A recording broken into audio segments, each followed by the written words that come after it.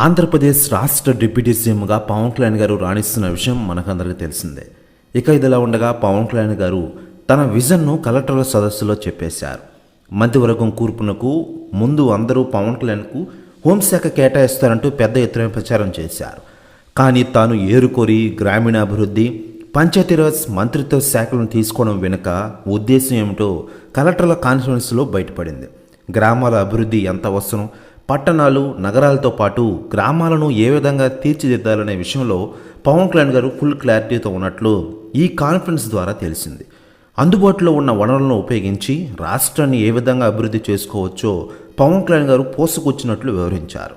ఆంధ్రప్రదేశ్లో గ్రామాలను ఏ విధంగా ఆదర్శంగా తీర్చిదిద్దాలి, గ్రామీణ ఆర్థిక వ్యవస్థను ఎలా బలోపేతం చేయాలనేపై డిప్యూటీ సీఎం పవన్ కళ్యాణ్ గారు కలెక్టర్లకు దిశానిర్దేశం చేశారు. ఇక ఇదిలా ఉండగా పవన్ కళ్యాణ్ గారి గురించి చాలామంది రాజకీయ నాయకులు స్పందిస్తున్న విషయం మనకందరికీ తెలిసిందే.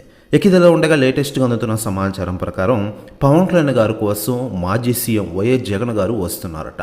త్వరలోనే కీలక భేటీ జరగనుందట వీరిద్దరి మధ్య. ప్రెస్ న్యూస్ కూడా తెగ వైరల్ అవుతోంది. దీనిపై అధికార ప్రకటన త్వరలోనే రానుంది. ఇక ఇదిలా ఉండగా పవన్ కళ్యాణ్ గారు ప్రస్తుతం ఆంధ్రప్రదేశ్ ఉప ముఖ్యమంత్రిగా రాణిస్తున్న విషయం మనకందరికీ తెలిసిందే. ప్రజల నుంచి ఏ సమస్య పరిష్కారం చేసినా ఆయన కూడా వెంటనే పరిష్కరిస్తున్న విషయం తెలిసిందే.